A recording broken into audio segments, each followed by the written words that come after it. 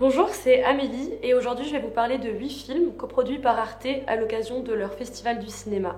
J'ai envie de commencer par vous parler de l'un de mes coups de cœur de la sélection. Est-ce que ça vous est déjà arrivé d'être prêt à tout pour obtenir un vêtement? Moi oui, Georges aussi. Georges, c'est un personnage de 44 ans interprété par Jean Dujardin dans le film de Quentin Dupieux, Le Daim, réalisé en 2019.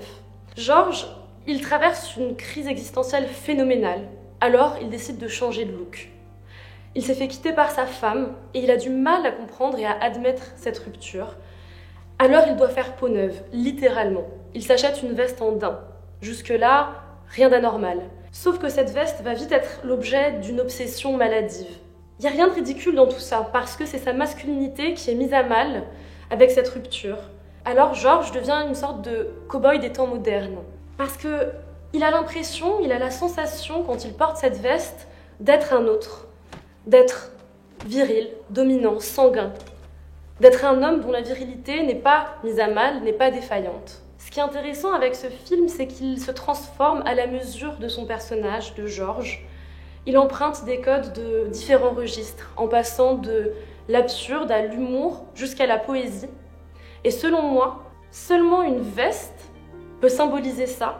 Seulement une veste, parce qu'on peut la retourner et la porter de différentes manières, détient un tel pouvoir de métamorphose. Dans le film Enfant terrible de Oscar Rohler, le vêtement aussi a une portée métaphorique. C'est un film qui retrace le parcours du réalisateur allemand Fassbinder, connu pour son œuvre prolifique. Il a réalisé une 40aine de films, mais aussi pour son sadisme auprès de ses équipes et de son entourage, et pour ses excès et addictions en tout genre. Dans ce film, on voit Fassbinder à l'écran porter plusieurs fois un costume de pièce imprimé léopard. Et pour moi, ce costume n'a rien d'anecdotique. Au contraire, il révèle beaucoup de choses. Il révèle beaucoup de choses de la virilité meurtrie de Fassbinder, mais aussi de son rapport et de sa quête du vrai à travers l'artifice. Parce que Fassbinder, il est obsédé par le vrai, le réel. Il veut le montrer. Et c'est pour ça qu'il va là où ça fait mal. Il vit avec ses acteurs, il tourne sans cesse, mais Fassbinder, il est aussi alcoolique, cocaïnomane et insomniaque. Alors il mélange tout. Il mélange l'amour et le sexe, le jour et la nuit. Parce que pour lui, tout est film, tout. Mais sa vérité, elle est factice, elle est complètement contrefaite. C'est lui qui l'a construit de toutes pièces. Et c'est là que ça rejoint son costume, parce que son costume, certes, il est clinquant, il est tape à l'œil, mais surtout, il révèle beaucoup de ce personnage. Dans un tout autre style, le film d'animation Les Hirondelles de Kaboul, adapté du roman de Yasmina Khadra, pose aussi la question du fond et de la forme. C'est une histoire terrible qui est racontée à l'aquarelle, et pour moi c'est ce contraste-là qui donne toute sa puissance au film.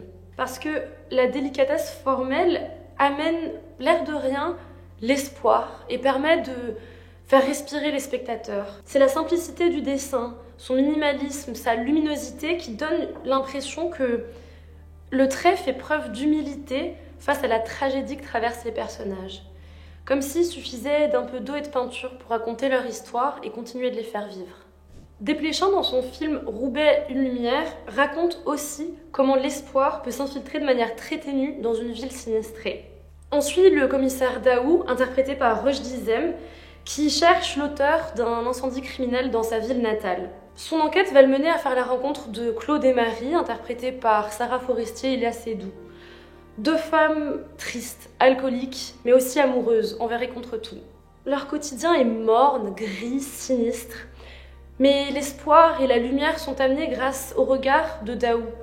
Lui seul connaît tout de sa ville, et notamment tout des gens qui la peuplent. Il sait très bien que personne qui y vit n'est fondamentalement ni bon ni mauvais.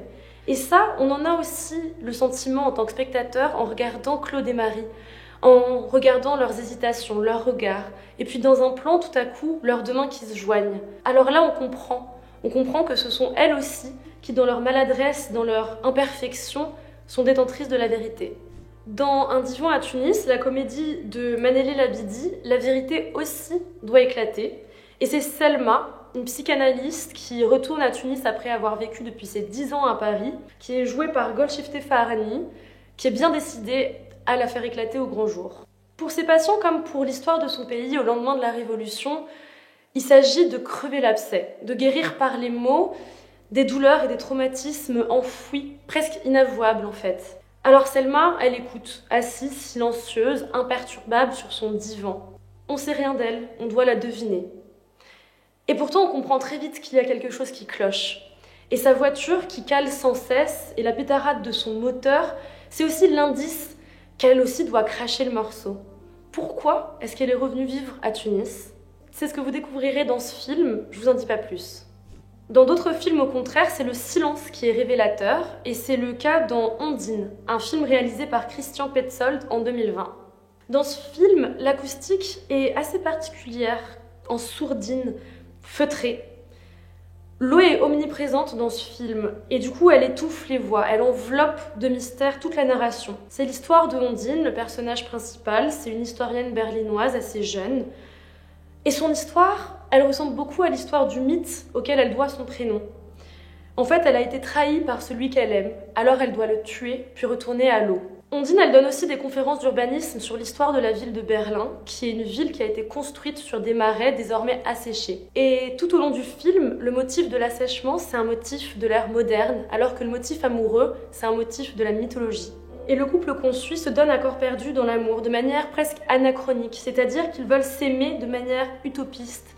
Ils ont une vision de l'amour parfait comme étant la fusion entre deux êtres. Mais ils vont vite devoir se rendre compte qu'il n'y a pas que sous l'eau qu'on n'arrive plus à respirer, et que cette vision utopiste de l'amour, elle aussi peut tuer. Le motif de Eros et Thanatos, de l'amour et de la mort, on le retrouve aussi dans Le lac aux oies sauvages. C'est un polar chinois aux allures de film noir qui a été réalisé par Diao Yin-non en 2019. C'est l'histoire de deux clans de voleurs de scooters, mais c'est aussi l'histoire d'une traque à l'homme dans toute la ville. Et cet homme, ce voleur, va être aidé dans sa cavale par une jeune prostituée aux cheveux courts. Ce qui est intéressant, c'est que va se dessiner dans ce film, alors qu'on s'y attend pas, une espèce d'histoire d'amour entre ces deux silhouettes, parce qu'ils partagent la solitude de la fuite. J'ai aussi eu le sentiment de regarder un huis clos, parce que les fugitifs sont pris au piège comme des bêtes en cage. D'ailleurs, c'est de très très près que le réalisateur filme les animaux d'un zoo que les deux fugitifs traversent à toute vitesse. La ville est moite, on étouffe, on suffoque, il fait chaud, parce que c'est aussi le portrait d'une Chine embrumée, pleine d'ombre et de dédales que fait ce film. Le dernier film de cette sélection, c'est Equinox, le premier long métrage de Lena Knaus, une réalisatrice allemande. Et il y est aussi question de mort et d'amour. Alexander tombe amoureux pour la première fois de sa vie. Il tombe amoureux de Paula, alors qu'il a 30 ans et que c'est un gros buveur. Mais le lendemain de leur première nuit, Paula meurt d'un accident de voiture. Alors Alexander est dévasté, et sur sa tombe, il va rencontrer Marlène, la sœur de Paula. Marlène et Alexander partagent leur deuil, mais c'est un deuil qui va très vite virer à l'obsession. Bientôt, on ne sait plus ce qui relève du fantasme et de la réalité. C'est un film qui a beaucoup été tourné la nuit, comme si l'obscurité était la condition pour que les sentiments et la sensualité se révèlent. Voilà, merci beaucoup d'avoir regardé cette vidéo. Si l'un de ces films a particulièrement retenu votre attention, vous pouvez tous les retrouver sur arte.tv en accès libre. Merci encore et à bientôt.